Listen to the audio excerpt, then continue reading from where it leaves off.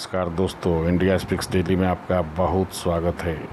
आज हम एक अजब चोर की गजब दास्तान बताएंगे।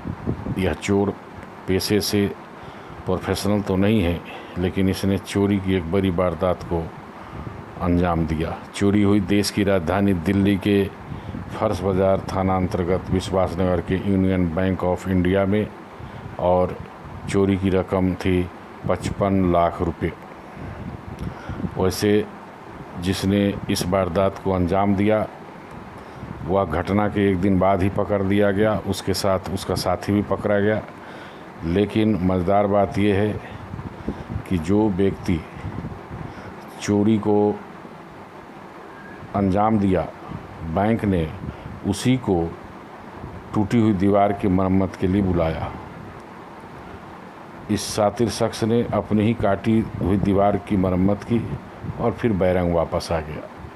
पुलिस ने जब जांच कार्रवाई शुरू की तब उस पर कहीं न कहीं से शक हुआ। पूछताछ के लिए बुलाया गया। शुरुआती दौर में प्रोफेशनल चोर की तरह उसने पुलिस को गुमराह करना शुरू कर दिया, लेकिन पूछताछ के दौरान उसने कबूला कि हाँ, मैंने ही चोरी की थी। साथ में उसने भी बताया कि उसे जुआ खेलने की लत है और इसी लत को पूरा करने के लिए वह बैंक में चोरी की वारदात को अंजाम दिया। उसने इस चोरी के दौरान अपने दोस्त कालीचरण को अपना पार्टनर बनाया था। वह भी उसी की तरह जुआ खेलने और सट्टा लगवाने की लत है उसे भी। और ऐसा आरोपी का कहना है, हरिराम नाम के आरोपी का, जो मुख्य आरोपी है, कि उसे कालीचरण जो उसका पार्टनर है उसे 10 लाख रुपया देना था। उसके पास पैसे नहीं थे, वह जुए में हार चुका था यह रकम, इसलिए उसने इस वारदात को अंजाम दिया। चोरी की घटना पर जब आप गौर करेंगे तो आपको मैं बता दूं, जो मुख्य आरोपी है हरिराम, वो पेशे से राजमिस्त्री है। और जिस बैंक में उसने चोरी की घटना को अंजाम दिया, करीब 6 महीना पहले उसने बैंक के स्ट्रांग रूम में रेनोवेशन का काम किया था। जब वह काम कर रहा था तब वहाँ पर बहुत सारा कैश देखकर उसका नियत डोल गया, और उसी दिन उसने सोच ली थी यहाँ पर यदि सेंध लगा दी जाए तो उसे अच्छी खासी रकम हासिल हो सकती है। पिछले 2-2.5 महीने से वो इस वारदात को अंजाम देने के लिए जुगत में था, लेकिन लॉकडाउन के कारण वह वारदात को अंजाम नहीं दे पा रहा था। एक दिन ऐसा भी वक्त आया जब उसे इसका मौका लगा, और पिछले ही रविवार की बात है, जब बैंक में छुट्टी थी तब वह बैंक से सटे एक मकान है, जहां निर्माणाधीन मकान है, वहाँ पर भी वो हरिराम काम कर रहा था।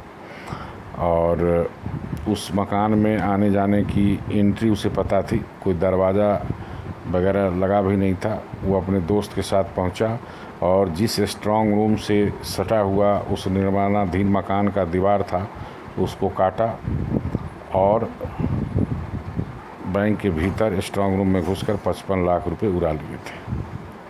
आपको जान के हैरानी होगी कि अगले दिन जब बैंक खोली तो बैंक के मैनेजर मिस्टर अभिषेक कुमार, उन्होंने जब बैंक की हालत देखी तो इस बात की जानकारी पुलिस को दी। पुलिस भी भौचक हो गई कि इतनी बड़ी रकम कैसे गायब हो गई है।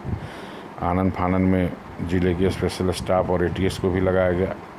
कई बड़े पुलिस के अधिकारी बैंक का दौरा किया, एक सुरक्षा गार्ड, और पिछले 6 महीने के दौरान वहाँ पे जो भी लोग काम करने के लिए आए थे उन लोगों से पूछताछ हुई। उसी दरमियान हरिराम भी शक के निगाह में आया, और इसकी पुष्टि तब हुई जब जो एक सीसीटीवी कैमरा है उसकी गहन परीक्षण की गई। पुलिस को बैंक के पास एक इमारत की सीसीटीवी कैमरे की दिशा बदली हुई मिली। उसकी दिशा किसी ने आसमान की ओर कर दिया था। जब उस कैमरे की बारीकी से जांच की गई तब इसी हरिराम का कैमरा इधर से उधर घिसकाते हुए उसके फ़ोटो कैद हो गए थे। पुलिस को उस पर शक हुआ। फिर पूछताछ हुई तो बैंक मैनेजर ने बताया कि इस हरिराम ने 6 महीने पहले उनके बैंक में रेनोवेशन का काम किया था, और अभी जब दीवार टूटने की घटना हुई, जब मौके पर पुलिस भी आई थी, उसके बाद हमने इस दीवार को इसी राजमिस्त्री के ज़रिए ठीक कराया था।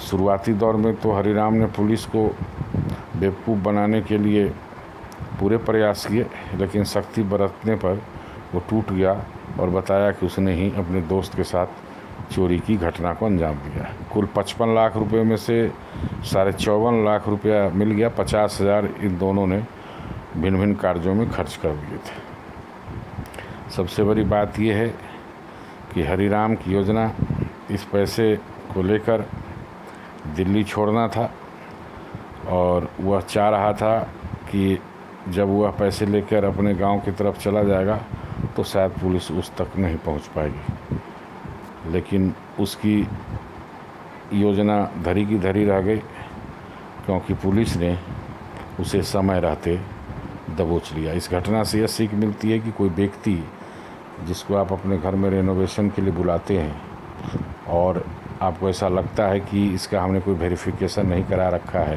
या इसके बारे में बहुत कुछ नहीं जानते हैं, तो कम से कम उस व्यक्ति के बारे में आप अवश्य जानिए। जो व्यक्ति बैंक में इतनी बड़ी रकम को चोरी कर सकता है तो फिर वो आपको घर को क्या छोड़ पाएगा? नहीं छोड़ पाएगा। तो सीधा सा कहने का अभिप्राय यह है कि किसी भी व्यक्ति को जब आप अपने घर पे कार्य कराने के लिए लाते हैं तो उसके बारे में अवश्य जानिए, तभी उसे अपने यहाँ काम का मौका दे। दोस्तों, आज की कहानी बस इतना ही। कल हम बहुत लोगों का डिमांड आ रहा है, जो यूपी में धर्मांतरण के नाम पर खेल चल रहा है, इस मामले में यूपी ATS ने 2 लोगों की गिरफ्तारी की है। उसके बारे में जो नए नए तथ्य आए हैं उसको लेकर एक नई स्टोरी बताएंगे। आज के लिए बस इतना ही। आप लोगों का बहुत धन्यवाद।